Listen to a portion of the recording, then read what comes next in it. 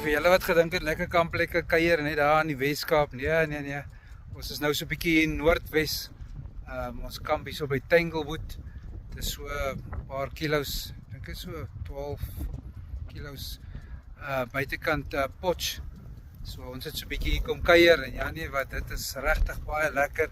Ek is so bly ek kan hierdie tyd hier wees, want die weer is regtig baie lekker elke dag. Is lekker warm in die dag.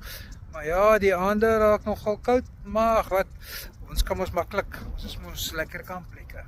Ons is nie bang nie.